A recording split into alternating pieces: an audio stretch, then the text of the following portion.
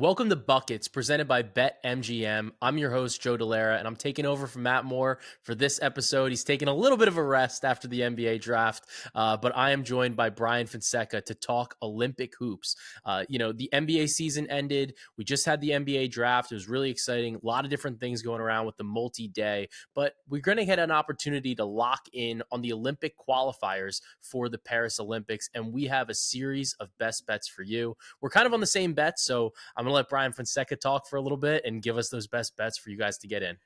Yeah, and I absolutely love Olympic basketball, international basketball. So we're going to geek out here for like 15, 20 minutes. We both like Latvia to win their tournament. That was minus 115-ish on the market. Roughly. Yeah, and they're hosting. We also like as long shots. Little sprinkle on Bahamas to win theirs in Spain. That's plus 650. Little sprinkle on Puerto Rico at plus 470 to win their tournament. And that is going to be in Puerto Rico, which they've never hosted before. So the last two are long shots, but we also like Latvia to just straight up win their tournament. Yeah. So for a little bit of context, because everybody's like, oh, the Olympics don't start until later in the summer, right? But there are 8 teams that have qualified for the Paris Olympics so far. And then we're going through the qualifiers right now. So the 8 teams that have made it are obviously France, the host nation, the United States, Canada, Australia, South Sudan, Japan, Serbia, and Germany. So we do have a bunch of teams that have performed really well over the past couple of years that we've covered for you guys and, kind of given picks on. So some of these names are going to sound familiar. Some of these teams are going to sound familiar, but all those like top tier powerhouse teams for the most part are already in the Olympics. Right now, we're talking about the qualifiers, and there's going to be 4 different tournaments around the world. And the winner of each tournament earns a bid to the Olympics in Paris. The first bracket that we have is in Greece. And this is a really big matchup, and there's some powerhouse names here that you guys are going to know about. We have Greece, obviously, as the host nation, Slovenia, Croatia, the Dominican Republic, New Zealand, and Egypt. We've heard a lot of different news about the status of Luka Doncic regarding whether or not he's going to play for Slovenia. It seems like he's going to play, but Bryan, when you're looking at this grouping, obviously Greece is the host nation. You assume, I guess, at least one of, if not more of the Antetokounmpo brothers are going to play. What do you have for any initial thoughts in regards to the Greece bracket here for the Olympic qualifiers?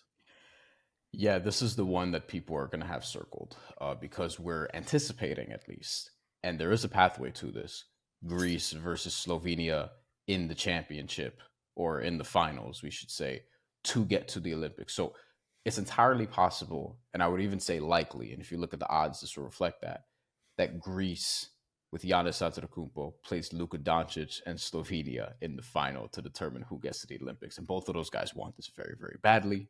Slovenia famously went to the Olympics last time out, and that was for the first time. And Luka Doncic brought them to a medal game. They lost to Australia, who got a bronze, but they got to a medal game with just Luka and them dudes. Yeah, it's you it's know, it's crazy, man. Because like we just saw it honestly a lot through the playoffs, where you see Luka put these like huge performances up, and it did seem like, I mean, Boston had as many options as you could throw at him, right? But he did seem to slow down a bit come the end of the season. And there were a lot of injuries he was dealing with. Do you like? I know he's saying that he's going to play, and yeah. we don't have the same type of injury reporting obligations on the international stage. What are your thoughts about backing a Slovenia team at this point? They're about plus 250 in the market to win this. Greece is minus 175. And then outside of Croatia at plus 550, everyone is longer than 20-1 that's left in the group. What are your thoughts on backing Slovenia now? Or are they just basically like a team you're going to say, I can't really back them given the concerns I have with Luka's health at this point in time? Yeah, I mean, the thing is that, and the World Cup roster wasn't amazing either, and they got to the quarterfinals and lost there. But Vlatko Kančar, who is with the Denver Nuggets right now, is on the preliminary Slovenia roster. We have to work with preliminary rosters now because, some teams haven't made their final cuts as of now, and they can kind of like not really announce their final roster until right before these tournaments begin, which will begin on July 2nd. But Conchar is going to be on this team if he's healthy. he had an ACL injury before the World Cup, didn't play, and that's pretty significant. You also have other familiar names on this preliminary roster, like Zoran Dragic, not his Yep. brother Goran. Goran's retired, but Zoran is on this team as well, and Mike Toby, who was an integral part in their Olympic run as well. So you have, and he's a naturalized, like he's obviously not born and raised in Slovenia, but Great rebounder. yeah, he gets after it. But with Slovenia's roster, like I think there's potentially enough there. The thing is, they're playing Greece in Greece. But the home teams don't always win this. Now in 2021, like we still were dealing with a pandemic where we didn't have all of the crowds there, but none of the home teams won their tournament in 2021. I think that will change this year because Yeah. now we have different rules and guidelines and things of that nature. Little, I guess, geopolitical there, but I do think that Slovenia has a pretty good team here, and Greece isn't a monster like they probably were in like the 2000s. Though they have Giannis Antetokounmpo, like Brazil's come up with a formula to beat them. They beat Giannis Antetokounmpo and kind of really bothered him in the 2019 World Cup, famously. So Greece isn't unbeatable either, though they're expected to have a good roster as well. Yeah, like I would lean towards backing Greece here between obviously Giannis, his brother Kostas, and then you have Georgios Papagiannis, who's been excellent in international play. So Yeah, they do have, and then Thomas Walkup, also great player for yeah, international play. So yeah, those are some of the guys you'll probably see them pop in your feeds for us betting on props for some of them. But those are some of the names that we kind of want to look out for at -175 to win their group. Given like the nature of this type of tournament, I'm not super interested in buying into that. Like, I think that if this gets down to a title game between Greece and Slovenia, then maybe I'd be interested in Greece, just like kind of getting to see how both these teams play out, seeing how Luka is playing, because some of the competition might just not be as tough for them to get there. Like, they might be able to get to a championship game without needing like a real A+ performance from Luka. So those are a couple of the things. I lean Greece, but I think at this point in time, this is just going to be the bracket that like you definitely want to watch a lot of the games, but it's going to be tough for a team besides maybe like Croatia can make a little bit of noise. But yeah. they've got Mario Hezonja, Dario Saric, Ivica Zubac. So we're not 100% sure who's playing like right now, given the nature of the rosters. But that is a team that could maybe throw a little bit of difficulty for some of these teams in the way there. Yeah, I entertained, by the way, Croatia as a long shot at plus 900 when it kind of opened. But that was a little bit when Luka Doncic was kind of on murky waters. Like, are we actually going to see him? Whatever, whatever. Yeah. They're in the same group, by the way. Like, Slovenia is going to play Croatia. I'm interested to see how that game unfolds. It's not a given that Slovenia wins that at all. Croatia probably has a little bit more of a balanced roster. Then you have New Zealand, who's tough, but New Zealand never seems to bring like their full arsenal. Like, New Zealand could actually be pretty competitive, but they never seem to have all their guys there. So Yeah. they're unfortunately going to be on the short end of that group. 100%. So turning to the next group that we have here, the next group is in Latvia, in Riga. They're just the capital of Latvia. It's a pretty interesting group. You have Latvia, Brazil, Montenegro, Georgia, Philippines, and Cameroon. Obviously, Joel Embiid's playing for the Team USA, so he's not going to be playing for Cameroon here. And Cameroon is accurately priced as an extreme long shot. But we do have a consensus favorite in this group. We have Latvia as the favorite, and it's a play that we both like here in this part of the bracket. Even though some of these other teams do have some significant NBA talent, but Bryan, when we're looking at Latvia, we've seen them have success on an international stage so far, especially over the past couple of years with this type of roster that they have. Is there anybody that you're looking out for on Latvia to, kind of excel, kind of carry this team through this part of the bracket? We fell in love with Artur Zagers during the World Our Cup. guy. Yeah, and then he got seriously injured, but he did return, and he is expected to be. He's on the preliminary roster. He's expected to be here. There's also other familiar names like I love the 2018-19 Brooklyn Nets. Rodions Kurucs was a big Yeah. part of that team, and he is a preliminary guy on this roster. I believe still follows me on Twitter from covering him in those days. So shout out to him. The Bertans brothers are also on the preliminary roster as well. Darius and Davis Bertans. Don't know why I made him American there. So Latvia was a short favorite to sort of win this. Brazil is the team to watch out for if you're looking at somebody who, and look, they had some success during the World Cup. Like we Yep. saw how they looked, um, against Canada and things of that nature. But Marcelino Huertas is somebody who from Brazil is going to be an interesting matchup that they're going to have to solve. Didi Luzada, if you're familiar with the NBA, and obviously like guys who have spent a little bit of time in the NBA, he was there. And Bruno Caboclo, uh, Cab- Caboclo. I always struggle with that one. It's a tough one. And Chicago Bulls legend Cristiano Felicio is also somebody who's gonna be on the Brazilian roster and is on the preliminary roster. Yeah. Brazil's a team that if you want to fade Latvia, like they're your bet probably because Brazil's absolutely capable of going out. They're a tough team. Like they've had some signature wins in international play recently. I talked about the one Yep. in Greece, or against Greece rather in the World Cup in 2019. So like I still think Latvia though is going to have enough, and they're in a spot where it's like you're actually getting pretty decent value there. Like it was minus 115 when we really liked it. Yeah. So It, I would probably lean Latvia here. Yeah, I agree with you. And I think that there's a lot of opportunity here. And what I like about what Latvia can do is they have a lot of ability to play different types of games, right? Like they can play a little bit of a banging, like on the interior, more physical game. They also have enough 3-point shooting that, they can just flat out outscore you. And one 3-point shooter in particular is Darius Bertans. Obviously, obviously the both Bertans are great shooters, or they're excellent offensive players for, especially on the international stage. But Darius Bertans actually takes almost all of his shots from 3-point range. So we're going to be looking for him early. Maybe if we get like a 1.5 threes type of prop, I'm going to be absolutely looking at that in whoever they play in game one of the tournament. That's a prop that I want to be able to capitalize on.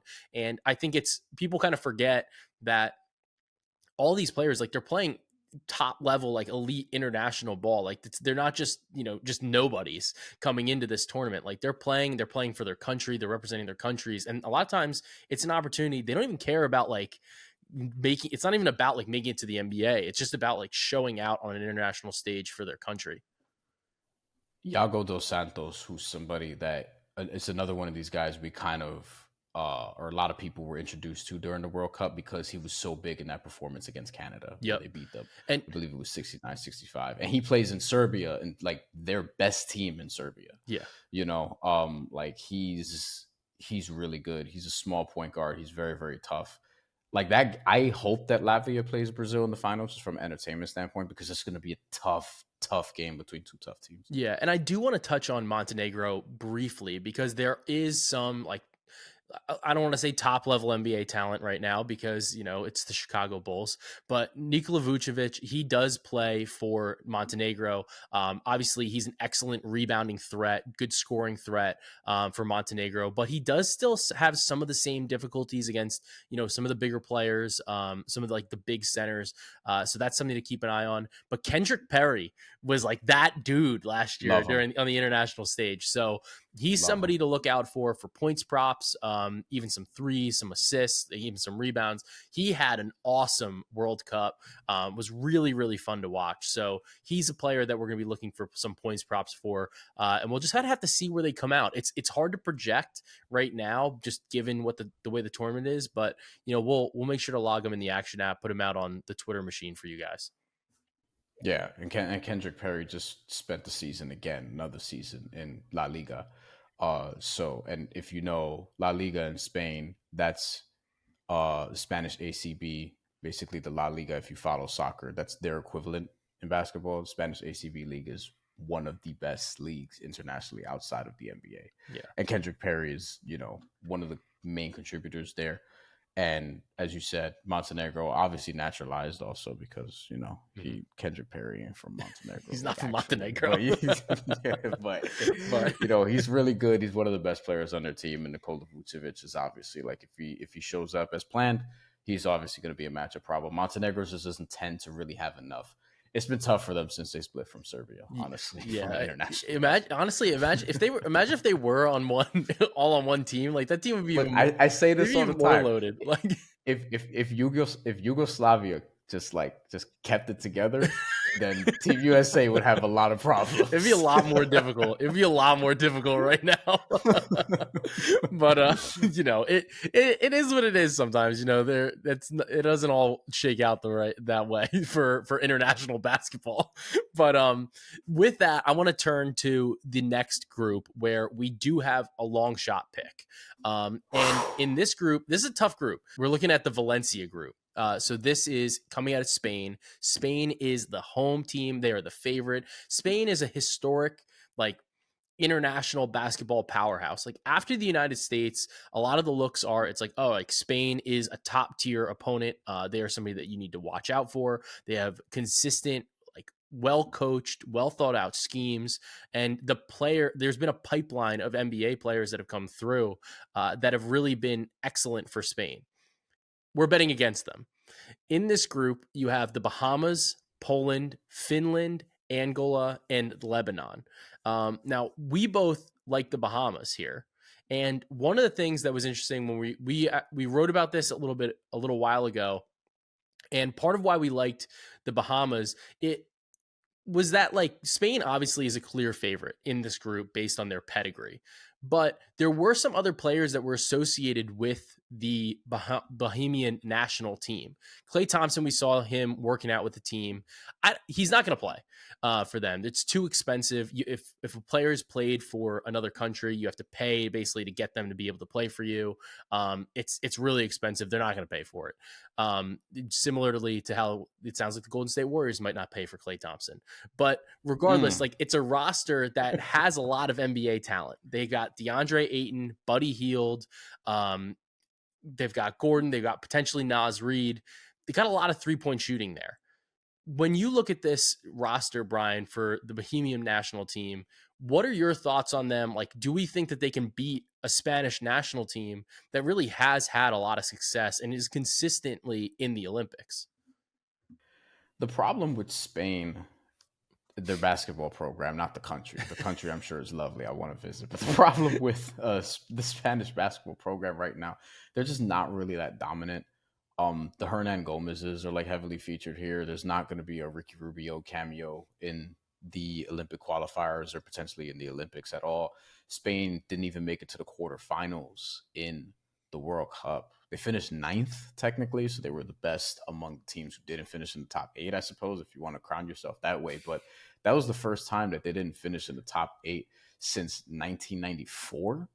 And this is a team that routinely, like, they've won gold medals in multiple World Cups since that time in 2006 and in 2019, famously with Marc Gasol. I mean, one of the reasons Marc Gasol is going to be most likely in the Hall of Fame is because of his international play with Spain in particular. And then in the Olympic Games, in the Olympics last time out, they just finished 6th. And it was the first time that they hadn't medaled since 2004. They didn't get into the top 3. They didn't get a chance to play for the bronze medal either. Like, this is a team who is kind of in a period where they can be beaten. And the Bahamas has the talent, which in international play, like, you can't always just take talent. You know, you can when it's overwhelming and it's Team USA and Team USA at their peak. But in the actual Olympics, like, that's something that we're going to talk about because the gap is kind of closing there. But here, the Bahamas has enough, shockingly. Like, this is a team who had to beat. Speaking of down programs, like Argentina doesn't even have the right to qualify for this. And they're a team that's won a gold medal in the last 20 years. Yeah. They're a team that's had a lot of international success. They are not in this tournament or in any of these tournaments that we're talking about because the Bahamas beat them twice in Argentina.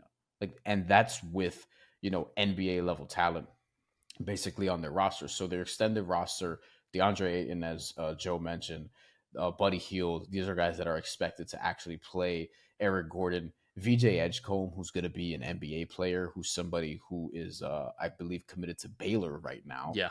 And he's somebody who may show up on this roster. He's on the preliminary roster. We'll see if he makes the final. Isaiah Mobley also for the Cleveland Cavaliers, Evan Mobley's brother, who's actually not bad.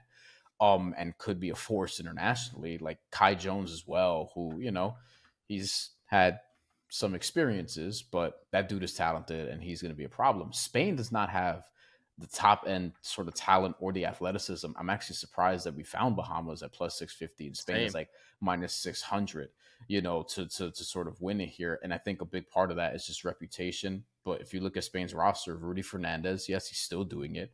Lorenzo Brown, Santi Aldama, Usman Garuba, like there's familiar names here. Willie Hernan Gomez, Juancho Hernan Gomez, Juan Nunez, who was just drafted in the second round of the NBA draft. Like these are guys, and Alex Abrinas, all of whom NBA experience, so to speak. But like, I just don't see why Spain is such a big favorite, other than the fact that they're Spain and they're hosting the tournament. Yeah, and I think one of the biggest things too, in why the Bahamas I think can be actually such a good team here, is that one of the differences in the rules between the NBA and Olympic basketball is about like staying in the lane, right? In the Olympics, you're allowed to do like three in the key. It's not a foul. Like it's not against the rules. You're allowed to do that. There is no defensive 3-second violation. So when you have a team like the Bohemian national team who can clog up the interior, whether if Mobley plays, that'd be great. But you have a guy like DeAndre Ayton, who we know he can do a little bit of switching, but like his best is going to be like, he's a pretty good rim protector, especially here. That's significant. But then also on the offensive side of the ball, they're not going to be as impacted by it. Number one, the 3-point line's shorter. And you're adding in like elite 3-point shooting between Naz Reid, Buddy Hield, and Eric Gordon. Like that's a lot of talent on the perimeter to score. If Naz Reid plays, if Naz Reid plays, yeah, that's definitely good. We don't know. But Buddy Hield's supposed to play. Eric Gordon's supposed to play. Ayton also. So it's Ayton also. Yeah. So I think there is enough there that you're kind of getting a little bit of an edge, at least from a rules perspective. They're going to be able to take advantage of it, I think. And the other reason I think Spain has an easy path here. Like this is actually this is probably the softest tournament of them all, because Spain in their group has Angola and Lebanon, both of whom respectfully they should actually absolutely devour. They don't even have a roster announced yet. Right. Angola doesn't even have a roster announced yet. And Bahamas, is they're in a trickier group because they're not like, they don't have one of the top ranked teams internationally. That's probably, that could change if they continue to have DeAndre and Buddy Hield, Eric Gordon play for them. But Bahamas has Finland and Poland in their group, both of whom, quality teams. Like Poland actually made a run 2 World Cups ago, to get to the quarterfinals. But at the same time, like the Bahamas should get out of that group. You can get out of the group being 1-1. The problem with that is you're likely going to see Spain in the semifinal as opposed to the final. So the Bahamas will want to win those 2 matchups. But that's a team we like as a long shot here. And they have the talent to do it. And if you're going to take a long shot in international play, it's often going to be some combination of talent and continuity. They have talent and they've built some level of continuity because now the team's been together for a little bit of a run here. 100%. So that takes us to the final qualifying group that's in San Juan, Puerto Rico. Puerto Rico is not favored. They're actually, out of all of these groupings, Puerto Rico is the only host that is not favored to win their qualifying tournament. They're in a group with Lithuania, Italy, Puerto Rico, Mexico, the Ivory Coast, and Bahrain. Bryan, I'm just gonna leave this group to you for a second here. Tell me why in a completely non-biased way that you like Puerto Rico to win this group. Yeah. You see Puerto Rican boxing gloves behind me if you're watching this. I'm a New Yorican for people who don't know. Fonseca, we're from Puerto Rico. Listen, and our 12-man roster, by the way, and this is the only team I say "our" with. I only root for the Mets and the Puerto Rican national and the teams. Miami Heat money line. No, I don't. Well, if I bet on it, sure. But I didn't hit a lot of Heat money lines this past season. We'll see what they do going into next season. I might hit a lot of Nick money lines, actually. Hell yeah. All right. So the bet here, the thinking here is this: you have Puerto Rico and you have Italy and Lithuania. The Olympic bid is going to come out of one of those 3. Lithuania is the favorite. Last we checked was minus 155 in that range or so. And ultimately, it's like, all right, if we could ride Puerto Rico until maybe they get to the final, we could hedge off and Yeah. take Lithuania. So that's sort of the thinking here. And the reason why I like Puerto Rico as more of a long shot than Italy is because they're plus 470, Italy's plus 225. And even though Italy beat Puerto Rico in the World Cup and in the qualifying for the Olympics last time in 2021, I just don't think this Italian team is that good. Like, Yeah. I just, Puerto Rico has boom or bust potential. That bust potential, I mean, damn it, it's there. But the boom potential, you saw this in times against a very athletic South Sudan squad in the World Cup. God, I woke up at 4 a.m. to watch that game, and I was having an anxiety attack. And then they beat the Dominican Republic, who was a favored team, who had Carl Anthony Towns, who had Angel Delgado, and all this size and things of that nature. And Puerto Rico just shot the shit out of the ball. And that's what they're going to do. Like, in terms of 3-point shooting, they were one of the most effective 3-point shooting teams. And they did it on volume in the World Cup. Lithuania, ironically, had the highest 3-point percentage. They were above 40%, but they only shot 25 threes a game. Puerto Rico was like north of 30, and they were making like 38% regularly, or whatever the case may be, right? In the World Cup. And this is a roster that's going to shoot the ball. Tremont Waters, if you have been following his career, and right now he's playing in Puerto Rico, in Carolina, and he is one of the best players in the league. He is a shot creator. He is somebody who spent a cup of coffee in the NBA. But he's a small guard who's super quick, is a really good playmaker, and he can shoot the hell out of the ball. Jose Alvarado is going to be the headliner here. Yeah. No one from the New Orleans Pelicans. He's going to shoot the ball. He's going to D up. This team is small, and they have to sort of play the variance. And that's what you're looking at, is they're playing the variance. The crowd is going to be jacked up because we don't host shit like this. Like, people in San Juan are going to be going crazy. The Puerto Rican national team is hosting the tournament, and in their group is going to be Italy. So beating Italy is kind of key to this Have bet to if beat they can Italy. finally Yeah. do it. Like, beating Italy means they could avoid Lithuania until the final. If they lose to Italy, then it's like, all right, you take your chances with Lithuania early, but then we're going to have to like pivot and sort of figure out, all right, how do we get off this plus 470? It's plus 470, so it's not Yeah, something that's going to kill you. still a juicy number. Yeah, there's plenty Yeah, of room there. And I mean, when we look at Lithuania, is still great, right? Like, they've got Rokas Jokubaitis. He was awesome. We bet on a lot of like assists for him. yeah, But the biggest thing for them is they have Domantas Sabonis. He's on the final roster, and he is going to be realistically the best player in this bracket. He's one of the best players in all of the qualifying games, period. And when you have a guy like that, especially against some of these teams that are like realistically a little bit undersized, he's going to rack up rebounds. Like, he is going to dominate on the interior. So it's tough to bet against them, but they don't have Jonas Valanciunas. He's not playing. And that is a big swing, I think, for them, because we do know that Sabonis can pick up some fouls. And they used to have that like insurance blanket basically of having both bigs, and now they don't this year. So things are going to be a little bit different for them, and they might not be able to just dominate on the interior in the same way that they did for really the entire game, because Sabonis is going to have to get some rest. He's not going to be out there playing Tibbsy in minutes. He's going to play maybe 30 minutes a game or so. So there's going to be opportunity to kind of get into them and get into some of their depth, which, is a pretty significant drop off from a guy like Sabonis. When we look at the other teams really in this bracket, Italy is interesting based on some of the variants that they can provide, but even them, like, the roster, and correct me if I'm wrong here, Bryan, but Italy's roster is not something that you'd look at and you'd be like, I am like terrified of this roster. I mean, you got Nico no, Mannion, Danilo they've had Gallinari, better teams. but they've had, yeah, exactly. They've definitely had some better teams here. So, And they struggled shooting in the World Cup too, which is another reason why they didn't go as far as like people thought that they probably would have. yeah, because they're another team that does jack up a lot of threes. They do kind of rely on some variance. So there's plenty of opportunities, I think, to not take Lithuania.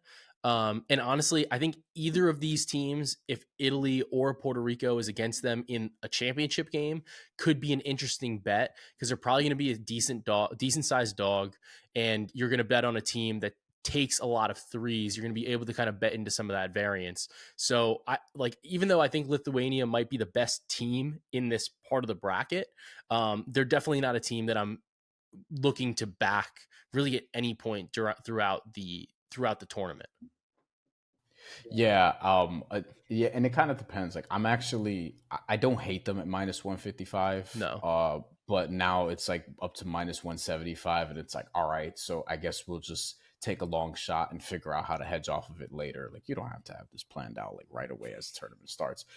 Prop wise, I am interested in what's happening in a Domantas Sabonis matchup with any of these teams in this Yep. bracket. Like Domantas Sabonis, you mentioned him, and we should probably spend a couple minutes on him because he's the best player in this group and should be. He is going to be a constant double threat. He is going to be somebody who rebounds wise, just rebounds alone. Like, I'm expecting at least a couple of big games here. If they play Italy, like, he is somebody who can rack up boards. If he plays against Puerto Rico's center is going to be George Condit the fourth. George Condit played at Iowa State, was with Tyrese Halliburton at one point, wasn't an amazing college basketball player, but he was productive in the G League last year. Yep. If I'm remembering correctly, he was averaging for the Rip City remix like 15 and 9, something along those lines. So he's going to get after it and try to give Domantas Sabonis some problems on the interior. But Domantas Sabonis is really, really good. Obviously, Great. Yeah. like, he's one of the best, I don't know, 25 players in the NBA, so to speak. And this is a team, Lithuania, that just always has size. Like, they've given Team USA problems because of that size, as we saw in the World Cup.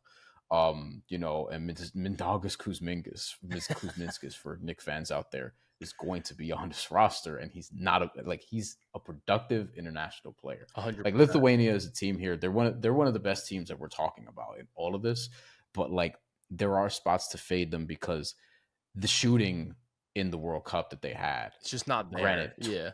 25% from 25 threes a game, and they shot above 40% from three. Like, is that something that they're going to be able to replicate? I'm not too sure. Yeah. And the other thing to remember when you are betting props on any of these games are shorter. They're 4 10-minute quarters, not 4 12-minute quarters. So you're going to look at some prop lines and you're going to be like, Sabonis is at 8. This is an 8.5 rebounds line or something like that. And you're going to think like, oh, I need to slam this. But you have like, it's a significant drop off between 40 minutes and 48 minutes. So just something to kind of always keep your eye on, keep your brain on, and make sure that you're considering. So Bryan, hit us with the recap on these best bets before we kind of get everybody out of here. And one other point on the minutes thing, rotations internationally are also deeper. Because you don't get like all these TV timeouts and shit, like you do in the NBA. So a little bit of a different thing. If you watch like European basketball, for example, like you can see 10, 11, sometimes 12 guys on the court for a team in a rotation occasionally. And people don't typically, like, no one's going to play all 40 minutes necessarily. But yeah, we like Latvia to win their tournament. Brazil is the main challenger there. But we'll see if there's going to be a hedge spot. But for now, we just like Latvia to hold it down at home, minus 115. That's straight up to win their tournament. And it's long shots. Puerto Rico plus 470 to win theirs, and Bahamas plus 650 to win theirs. And I thought about a couple of others, but that's probably where I'm most comfortable. And I say that as like, actually, oddly, have more confidence in Bahamas than Puerto Rico, because Puerto Rico has two teams to sort of get by, whereas the Bahamas, I think they can take care of everybody. Spain is obviously the one that you're worried about there. Agreed. I think that we're getting the longer number on the Bahamas specifically because Spain is in the group, and Spain is essentially power ranked really high on the international stage. Yeah. So it's and because Finland and Poland are in their group, which they could lose one of those. It's like possible. They just could. Yeah, it's possible. Yeah. So this has been really exciting. We've got a lot of Olympic basketball. We're going to be having basketball really the entire summer, looking at international ball, which is always something to keep an eye out for. The game is a little bit different. Make sure that you figure out in advance where these games are, because they're not always just, turn on the TV and find them, because number one, it might be at 4 a.m. And then another thing to consider is you might not even have the channel. So make sure that you keep an eye out for them. It's always something to kind of keep track of and be able to follow, because it's like these games are really fun. They are a lot of fun to watch. And obviously we now have a rooting interest in them. But that'll do it for us here on Buckets. This is Joe Dellera for me and Bryan Fonseca. This episode was presented to you by BetMGM. Good luck on all your bets, and we'll see you next time.